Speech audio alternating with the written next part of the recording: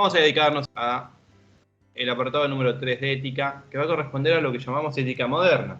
Ya hicimos el recorrido por la ética antigua, vimos que una característica de la ética antigua es que los sistemas éticos de Platón y Aristóteles son sistemas eudemonistas o éticas eudemonistas, es decir, que plantean que el objetivo de la ética es indicar cuáles son los pasos o el camino adecuado para alcanzar la felicidad, que se va a identificar como el bien supremo del hombre y la meta que ha de alcanzar en esta vida. El camino que plantean estos autores, obviamente, va a estar delimitado por la concepción antropológica que tengan. De acuerdo a cómo conciben el ser humano, es qué es aquello que hemos de cultivar para poder alcanzar la felicidad, que ellos le identifican con la virtud, y que nosotros ya habíamos explicado lo que era la virtud. Tenía que ver con la excelencia en el desarrollo de las capacidades, de acuerdo con Platón, tenía que ver con una armonía, donde hay algo superior que gobierna sobre lo inferior, el alma sobre el cuerpo, la inteligencia sobre las pasiones, y en Aristóteles veíamos esto desarrollado ya desde otro punto de vista, apelando a la idea de justo medio. En vez de usar la palabra armonía, que sigue estando presente, o equilibrio, mesura, medida, utiliza la expresión justo medio. Justo medio entre dos extremos, uno por exceso, otro por defecto. Lo que habíamos visto de la valentía, que era una virtud, porque estaba en el medio entre el ser temerario y la cobardía, o la generosidad, que está en el medio entre la avaricia y el despilfarro, bueno, etc. No vamos a entrar en detalles. Y ahora nos toca la unidad 5, la ética, ver cuáles son las propuestas que van a tener los autores modernos. Nos vamos a quedar con dos nada más, que van a ser Spinoza y Kant. Kant va a estar en una posición totalmente distinta a la de Platón y Aristóteles, y ahora veremos por qué, pero él se va a ocupar de decirnos que la ética ha de indicarnos cómo debemos actuar. No nos tiene que conducir a la felicidad, sino que tiene que conducirnos a cumplir con el deber. Más importante que ser felices es ser personas responsables, moralmente buenas, podríamos decir, personas que cumplen con el deber y que anteponen el deber incluso ante intereses particulares. Vamos a ver entonces qué nos propone Kant. Después veremos que Spinoza asume una posición distinta a la de Kant, más cercana quizá a otros sistemas y que podremos vincular un poco con Nietzsche, o si algunos lo han leído han podido trazar alguna semejanza con Nietzsche. Para entender a Kant, primero hay que saber desde dónde está parado él. Y Kant quiere formular lo que es un sistema ético partiendo únicamente de lo que se conoce como razón teórica.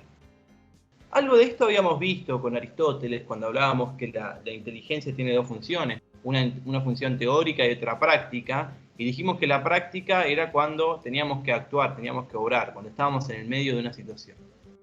Cuando ya habíamos tenido ciertas vivencias, ya hemos padecido algunas acciones. Pero a Kant le interesa que la ética no esté dictada por la razón práctica, sino más bien por la razón teórica. Esa razón que ejecuta sus razonamientos antes de toda acción, antes de todo acto, antes de tomar cualquier tipo de decisión, antes de haber obrado, antes de la experiencia, etc. Entonces vamos a precisar en qué consisten estos dos tipos de razones, para que nos quede claro. En primer lugar, la razón teórica la podemos pensar como el ejercicio de la razón cuando intenta pensarse a sí mismo. Es decir, la razón teórica es cuando nosotros analizamos cuáles son los límites de lo que yo puedo conocer. ¿Cómo es que yo conozco? ¿Cómo está conformada mi razón? ¿Cuáles son sus procedimientos? ¿Qué errores puede cometer? ¿Y qué tipo de contradicciones? Estoy analizando de alguna manera cómo funciona mi razón o pensando acerca de mi razón. Por eso decimos que es la razón que se está pensando a sí misma. Siempre nos mantenemos en un plano interior del ser humano. Mientras que la razón práctica podemos considerarla como también un ejercicio de la razón, pero que en este caso lo que hace es seguir, guiarse a sí misma al momento de actuar. Es decir, en la razón práctica ubicamos todos los mecanismos que seguimos y las leyes que orientan a la inteligencia. Estamos en un plano de la acción, un plano práctico. Entonces la razón teórica opera o trabaja antes de la experiencia, antes de ponernos en relación con cualquier cosa que es ajena a nosotros, que es externa a nuestro, una cosa fuera de la razón misma, fuera de esta investigación a sí misma. La razón teórica está investigándose siempre a sí misma y a sus capacidades. Por eso decimos que es a priori. Esta expresión propiamente filosófica, a priori significa que es antes de la experiencia.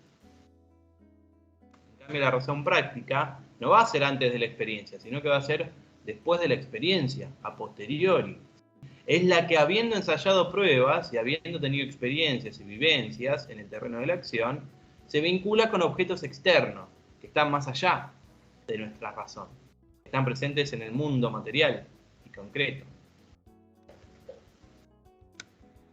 Por último, entonces, la razón teórica tiene por objeto a la razón misma, que es el sujeto que se está pensando a sí mismo, viendo sus límites, y la razón práctica, en cambio, no es un objeto interior lo que va a estudiar, sino las acciones y las intenciones o deseos del sujeto. Kant va a decir que nosotros, al momento de formular una ética del deber, la formularemos desde la razón teórica, viendo cómo funciona la razón. Y no la vamos a formular desde la razón práctica. No vamos a determinar qué tenemos que hacer teniendo en cuenta cómo hemos actuado antes, cómo actúan los demás, qué modelo tengo de vida, ni tampoco obedeciendo qué intenciones o deseos tengo yo con respecto a lo que voy a hacer, sino que vamos a fundamentar nuestro obrar desde la razón teórica, viendo cómo funciona la razón.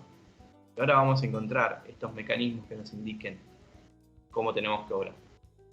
Hecho esta distinción, vemos en Kant una figura fundamental para la ilustración, como ya hemos estudiado en la tercera unidad, pero también una figura filosófica importante, cuyo hoja de ruta, podemos decir, de sus derroteros intelectuales, transitan varias preguntas fundamentales. Y el manual le cita 3 preguntas.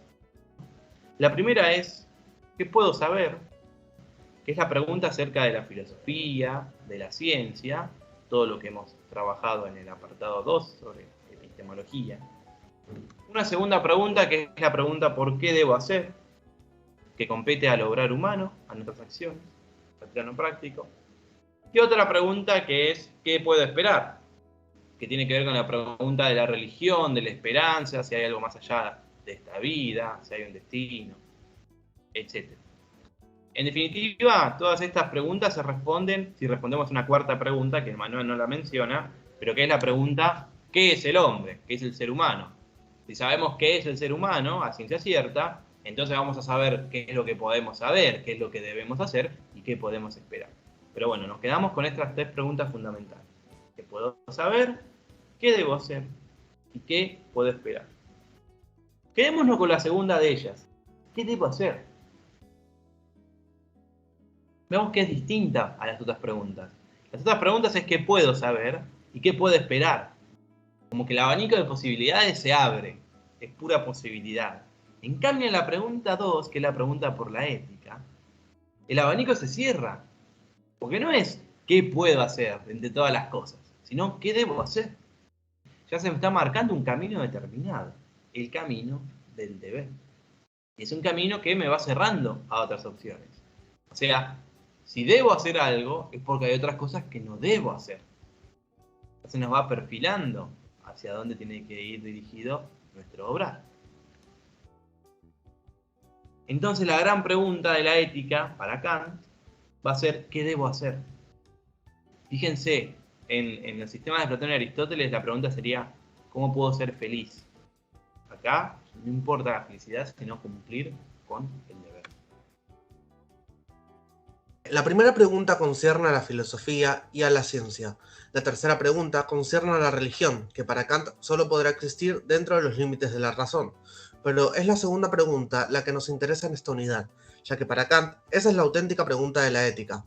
¿Qué es lo que debo hacer? ¿Cuál es mi deber? Y además, ¿cómo sé, qué garantía puedo tener de que la acción que hoy cometo conforme al deber moral no me será imputada en el futuro como una acción inmoral?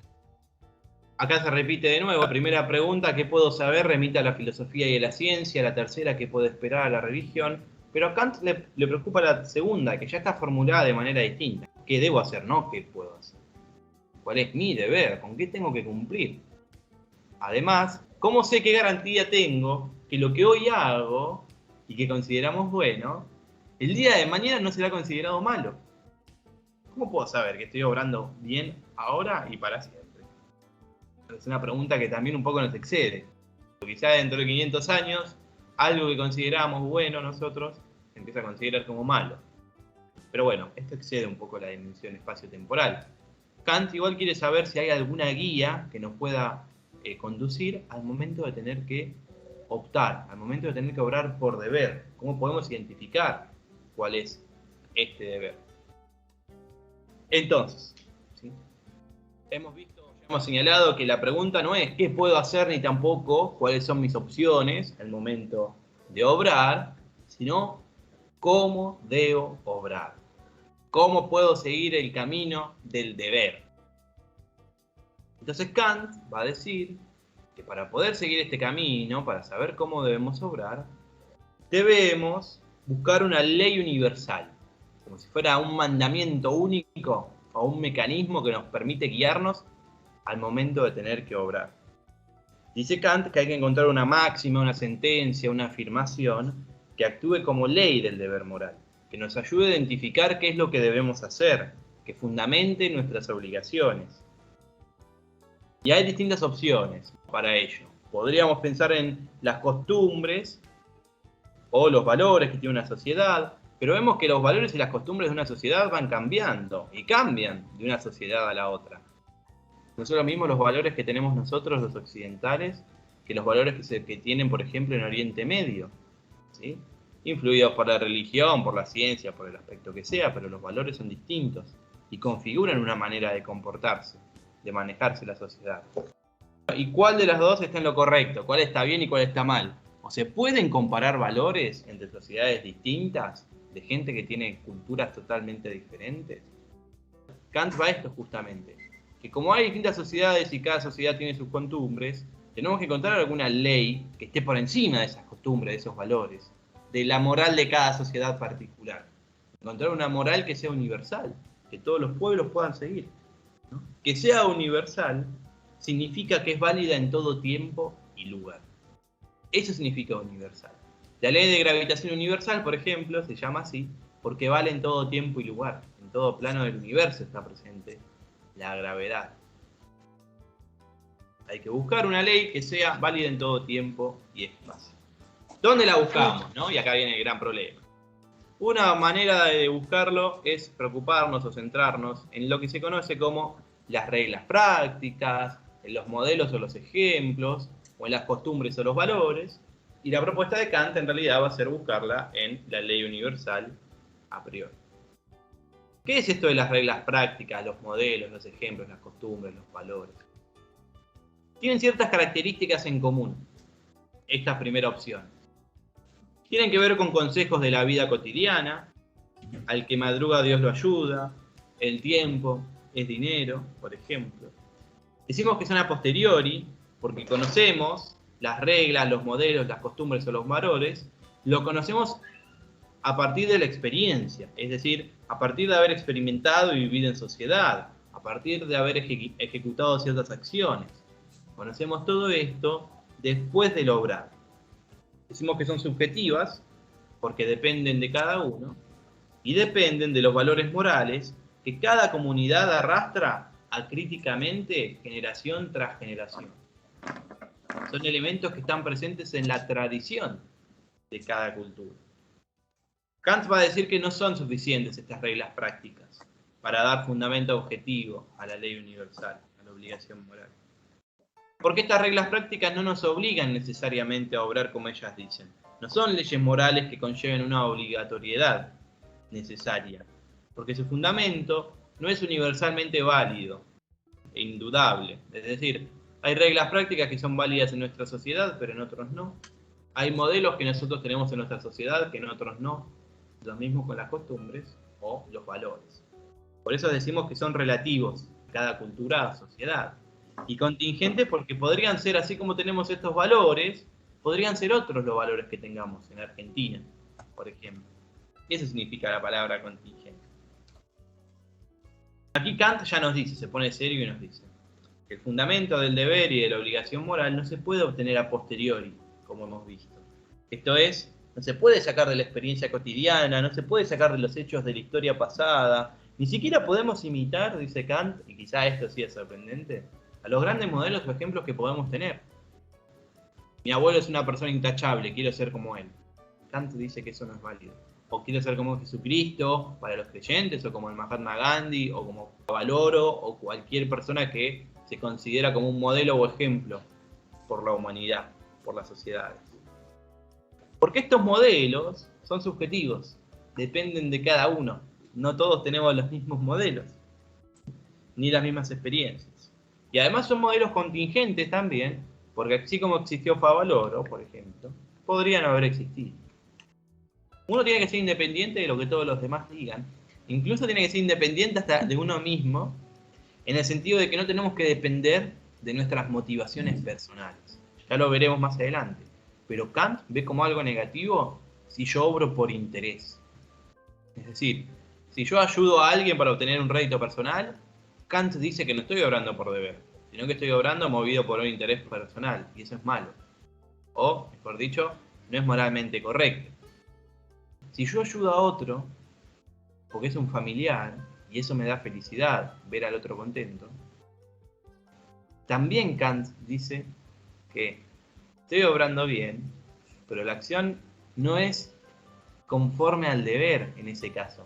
Porque estoy obrando no para cumplir con el deber, por más que ayude a otro, sino que estoy obrando, o mi intención, la máxima de mi obrar, es yo quedarme tranquilo y estar feliz de que a mi familiar, mi esposa, mi pareja, le está yendo bien, le ayuda a que esté mejor. Kant dice, hay un estadio más todavía, que es ayudar al otro sin importar si lo conozco o no lo conozco, porque el deber nos dice que hay que ayudar a la persona que está pasando alguna necesidad. No importa si eso a mí me da satisfacción o no me da satisfacción. Lo importante es obrar por respeto al puro deber. Cerrado este camino de las reglas prácticas, de los modelos, los ejemplos, las costumbres o valores, Kant dice que es inaceptable, porque no es la razón la que nos lo dice, sino alguien más. Hay que ir por el lado de la ley moral universal a priori racional. Ley moral porque nos tiene que dictaminar cómo tiene que ser nuestro comportamiento. Por eso ley moral. Universal porque tiene que ser válido en todo tiempo y lugar esta ley moral. Tiene que ser un mecanismo que podamos aplicar en toda situación. A priori porque es anterior a la experiencia, antes de obrar, antes de tener experiencia de una situación semejante. Y racional justamente porque esta ley moral tiene que provenir de nuestra sola razón. Y nuestra voluntad debe obedecer. El fundamento del deber y la obligación moral tiene que ser deducido a priori, antes de toda experiencia posible. La moral, el deber y la obligación no pueden depender de cada individuo, de cada uno. No puede ser algo subjetivo o personal, no puede depender de opiniones de los demás, ni de la fama, ni de los caprichos, sino que el fundamento moral tiene que ser racional, objetivo y universal. Al momento de actuar, tengo que tener un cierto conocimiento de lo que voy a hacer y una voluntad cierta, una voluntad inquebrantable, que no siga mis caprichos, sino que siga esta ley. Tengo que saber que esto es lo que tengo que hacer, no lo que quiero hacer, lo que tengo que hacer, y no otra cosa. La razón debe deducir una ley moral universal que sea a priori, es decir, anterior a cualquier experiencia y vivencia en el terreno de la acción, anterior a lo opinable y a lo imitable. Una ley universal puramente racional, que la razón dicta desde la misma y para sí misma. Esta deducción es posible porque el pensamiento kantiano presupone que la razón opera de la misma manera en que todos los hombres, es decir, todos encontrarán lo mismo cuando busquen esa ley universal. No es que haya que decir a Kant, sino que todos los hombres buscan en su interior su razón, indefectiblemente les mostrará una ley universal. La clave es la siguiente. Todos tenemos la misma razón e inteligencia, somos iguales por naturaleza, si recordamos a los autores políticos modernos que hemos visto. Ahora bien, si todos tenemos la misma razón, todos estamos capacitados para hacer los mismos razonamientos. Entonces todos podemos llegar a la misma ley moral que Kant está buscando. Ahora bien, hemos dicho que no hay que seguir a los que dicen los demás, que no hay que tomar ejemplos, etc. Alguno me podría decir, bueno, profe, pero si hacemos esto que Kant nos dice, en definitiva, estamos siguiendo a Kant. Y acá justamente lo que dice la cita es, no, en realidad no estamos siguiendo a Kant. Lo que estamos haciendo es buscar en nuestro interior una ley que nos venga dada por nuestra inteligencia. Y la razón misma nos va a mostrar esta ley universal. La ley moral universal decimos que es a priori, porque es anterior a toda experiencia, a todo modelo, a toda acción a realizar, y es racional porque viene dictada únicamente por la razón, que es el elemento que nos diferencia, de acuerdo a los modernos, del resto de los vivientes. Y esta postura ética de Kant, que lo ubicamos en la ilustración, si ustedes recuerdan, que es la ilustración, la pregunta que respondía él, la tenemos que enmarcar en su época, donde se buscaban leyes universales en todos los ámbitos del saber. En la física se buscaban las leyes universales de la naturaleza. Por eso se encuentra la ley universal de la inercia, postulada por Galileo. Todo cuerpo tiende a mantener el estado en el que estaba, movimiento o reposo. Cuando el colectivo arranca, nosotros estamos sentados o parados, sentimos como un sacudón, un empujón. ¿Por qué? Porque nuestro cuerpo que estaba quieto tiende a mantener ese estado de reposo. Y cuando el colectivo frena de golpe y sentimos que vamos disparados hacia adelante, nos pasa esto porque el cuerpo nuestro ya venía en movimiento y tiende a mantener ese movimiento. Bueno, este fenómeno que pasa en el colectivo, vemos cómo es la misma ley pero que se aplica a todo. Ley universal de inercia. Lo mismo pasa con la ley de gravitación universal de Newton. No hace falta explicarlo porque todos nos damos cuenta de que las cosas se caen. Se caen porque son atraídas por un cuerpo de mayor masa, etc. De la misma manera, en economía encontramos leyes del mercado, como la ley de la oferta y de la demanda. Y también en la ética, dice Kant, vamos a encontrar leyes del comportamiento humano. Y lo que nos interesa es buscar la ley universal que guíe este comportamiento. Y aquí aparece una distinción entre la voluntad que es autónoma y la voluntad que no es autónoma. Para Kant tenemos que preocuparnos porque nuestra voluntad goce de autonomía, de independencia. ¿Qué significa esto? La voluntad autónoma es la que al momento de elegir no está atada a nada, no está inclinada a nada. ¿Y a qué puede estar atada o inclinada? Puede estar atada o inclinada a utilidades, a motivos o móviles particulares, intereses particulares, o a pasiones o inclinaciones. Si nuestra voluntad está atada a algo de esto, a buscar un interés particular, alguna satisfacción propia, etc., nuestra voluntad no es autónoma. Para que sea autónoma, no debe depender de nada más que ella misma y de la razón. Totalmente libre, mientras que la otra tipo de voluntad no es libre, obviamente, porque depende de lo otro, de esto que hemos mencionado recién. Es pura, la autónoma, mientras que la que no es autónoma, podríamos decir que es impura. Y acá Kant dice, lo único que puede atar o constreñir a la voluntad es la razón, a la cual debe seguir. Al momento de actuar, la voluntad nuestra tiene que seguir únicamente a nuestra razón. La razón tiene que buscar en sí misma el fundamento, la base sólida, para los juicios morales, es decir, para aquellas afirmaciones que hacemos en las que decimos que esto está bien y esto está mal. En cambio, la razón autónoma está atado a múltiples factores. Vayamos a un ejemplo. El ejemplo de decir la verdad y cumplir con las promesas.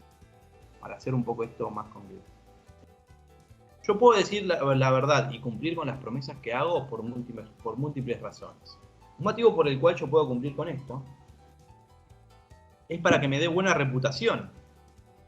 Yo voy a decir la verdad, así la gente confía en mí y además me gano reputación de ser un hombre confiable, que cumple con las promesas, etc. Pero si lo hago porque busco reputación, lo hago porque, en definitiva, mi voluntad está atada a motivos o móviles particulares, a una utilidad. Entonces mi voluntad no es libre, sino que está buscando el provecho personal. Que la gente confíe en mí para yo después, no sé, lo que fuera, venderle algo, conseguir favores. Entonces mi voluntad está determinada por un móvil puramente egoísta. Por ejemplo, que el otro confíe en mí, así si en un futuro miento, la otra persona no se va a dar cuenta que estoy mintiendo.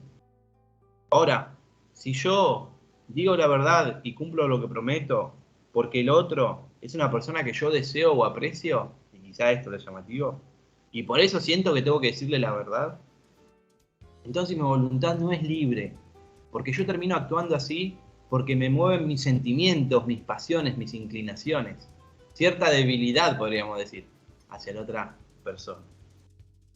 En todos estos casos, mi voluntad está atada.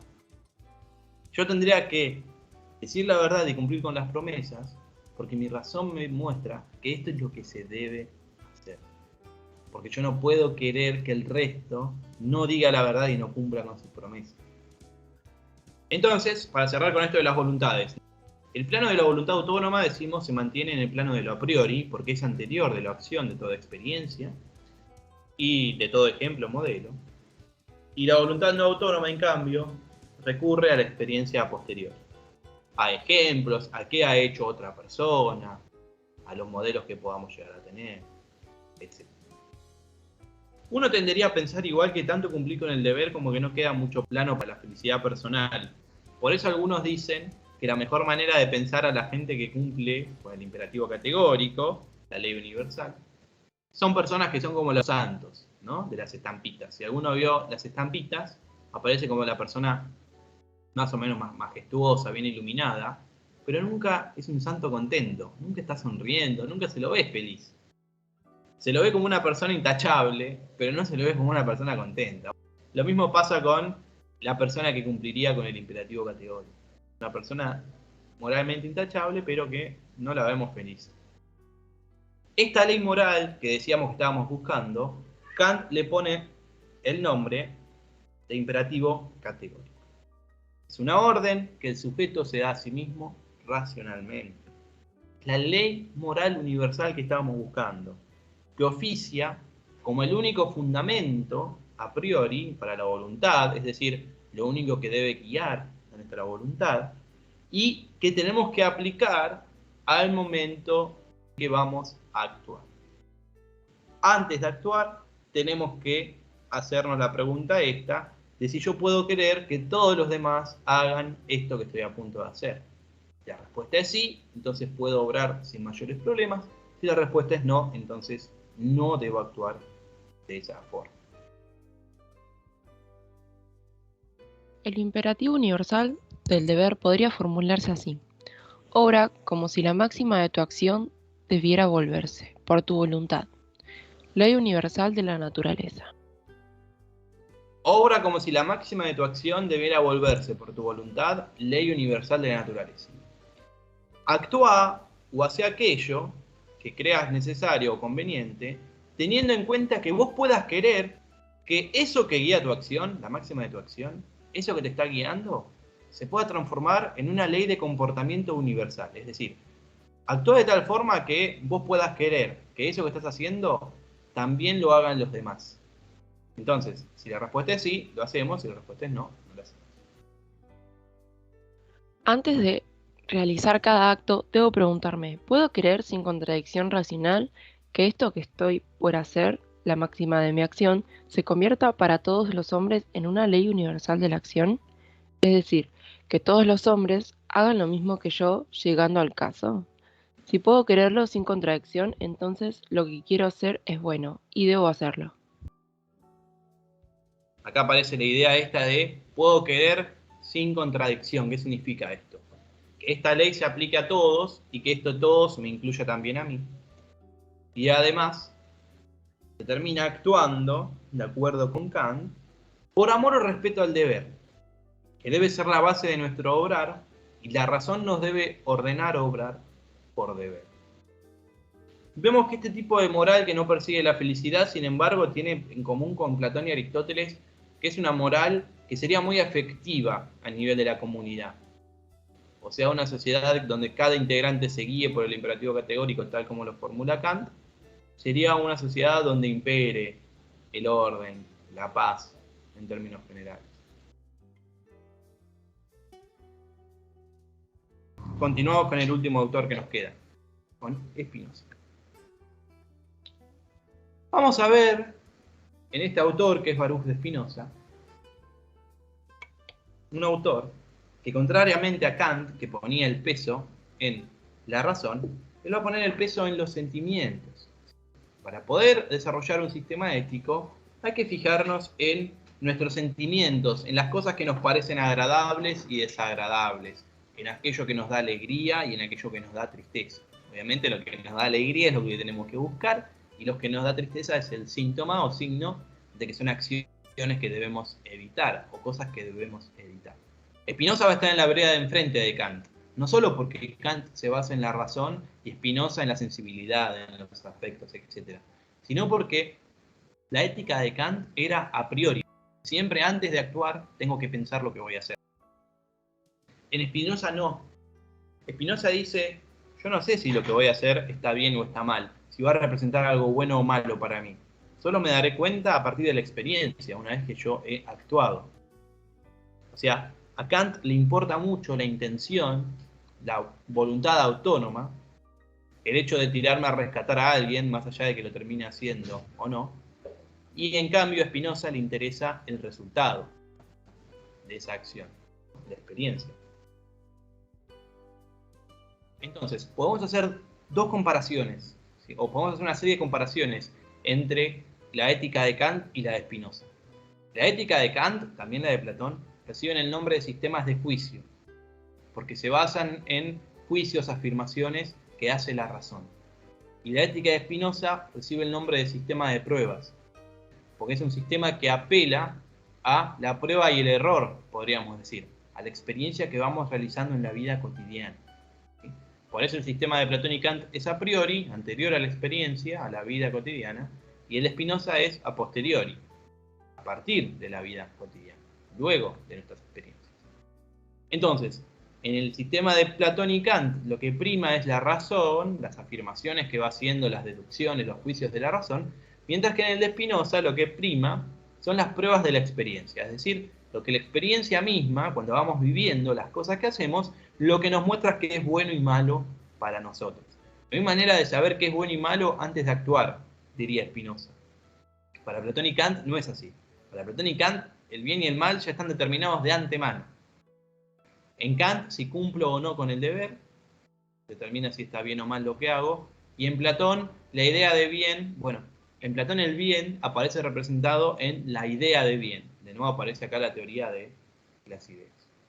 Entonces, el sistema ético que desarrollan Platón y Kant, el sistema del juicio, como ya hemos visto, tiene que estar desapegado de toda experiencia, de los sentidos, de la pasión, inclinación, etc. Lo que me tiene que llevar a obrar es o bien cumplir con el deber, en el caso de Kant, o en el caso de Platón, mi acción tiene que parecerse o identificarse con la idea de bien, la idea de justicia, la idea de bondad. En cambio, en Spinoza, el sistema está apegado a la experiencia, a los sentidos, a la pasión, a las inclinaciones, etc. Está basado exclusivamente en experiencia. Mientras que en el primer tipo de sistema, el de juicio, está basado en las ideas, en el caso de Platón, o en la ley universal, en el caso de Kant, en el caso de Spinoza no hay ni ideas ni leyes universales que nos indiquen cómo obrar, sino que va a depender de cada individuo, de cada persona. Todo tiempo y lugar que habíamos visto en Kant se pierde con Spinoza. Existe, de acuerdo con estos dos autores, o los dos primeros, un esquema previo que nos va orientando sobre cómo tenemos que obrar, ¿no? Un esquema a priori sobre el bien y el mal. En cambio, en Spinoza nada está definido de antemano, sino que todo lo vamos descubriendo, lo que tenemos que hacer o no tenemos que hacer, lo vamos descubriendo sobre la marcha. Entonces, el sistema de Platón y Kant constituye un sistema de correspondencia o adecuación. ¿Por qué? Porque lo que yo voy a hacer se tiene que corresponder o adecuar a la ley universal, al imperativo categórico. Tiene que responder a la pregunta de si yo puedo querer hacer esto, entonces esto que yo quiero hacer, puedo aceptar que lo hagan los demás, o que se corresponda o se adecue a la idea de bien, de justicia, etc. Mientras que para Spinoza, en vez de partir de correspondencias o adecuación, va a partir de lo que se conoce como potencia o el movimiento puro. Y acá esto ya nos lleva un poco a Nietzsche. En el ser humano hay fuerzas, hay potencias. Somos estas fuerzas, somos estas potencias siempre en movimiento. Spinoza retoma esto. Hay que ver cómo está nuestra fuerza, nuestra potencia, qué es lo que la aumenta, qué es lo que la disminuye. Que la pregunta de Platón y Kant era ¿qué debo hacer? Porque ya está el libro de reglas de alguna manera ya está predefinido y tenemos que ver qué debemos hacer.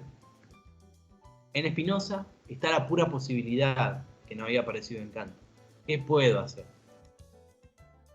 Mientras que encontramos en Platón y Kant la fijeza de las ideas y de la ley universal que se mantienen inmutables, siempre iguales, en Spinoza está la fluidez del movimiento o de la potencia. Esto que nosotros somos.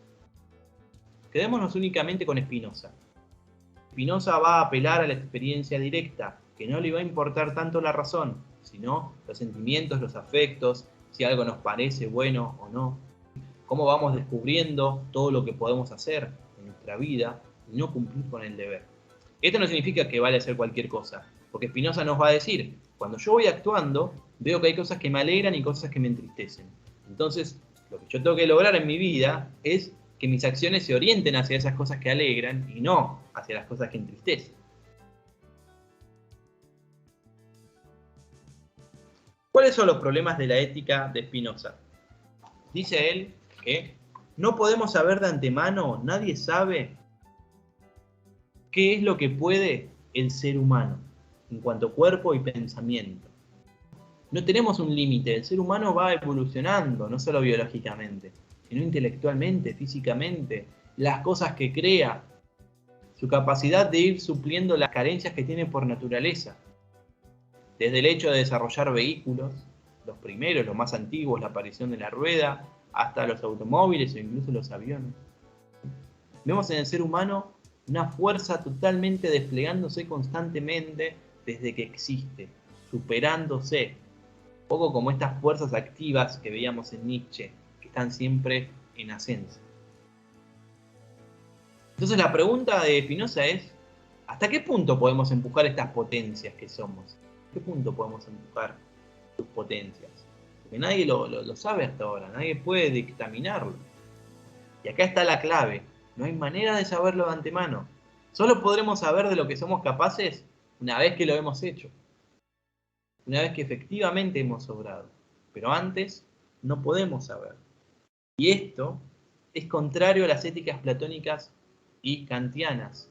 Porque estos tipos de ética, el sistema de juicio, lo que hace es prever, calcular y asegurar cuáles van a ser los comportamientos humanos, reduciéndolos a lo permanente, la idea de bien, la ley moral.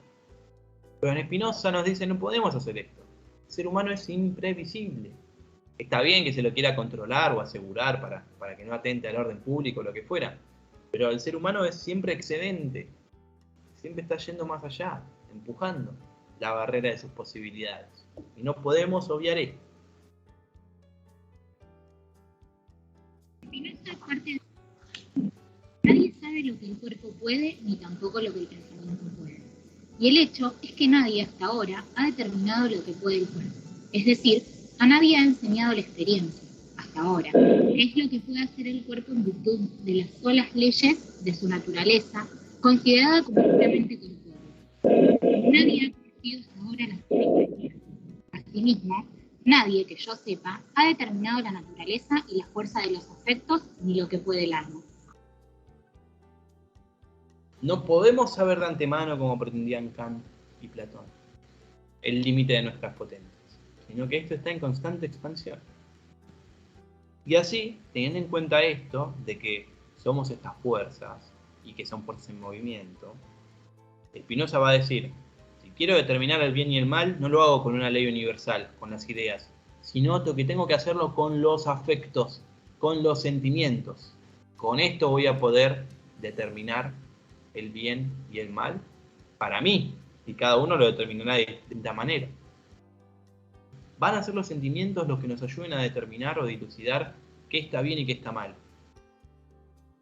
Spinoza, entonces, decimos, que intenta pensar el bien o el mal desde otro lugar, No desde cómo hacemos para que mi voluntad sea autónoma, cómo hago para que mi voluntad cumpla con el imperativo categórico, se acerca a la idea de bien, cumpla con ideas, leyes universales preestablecidas, cumpla con lo que dicte la razón. Bueno, todo eso no importa, lo metemos abajo de la alfombra y lo que va a importar entonces es pensar el bien y el mal a partir de la experiencia, a partir de nuestras vivencias.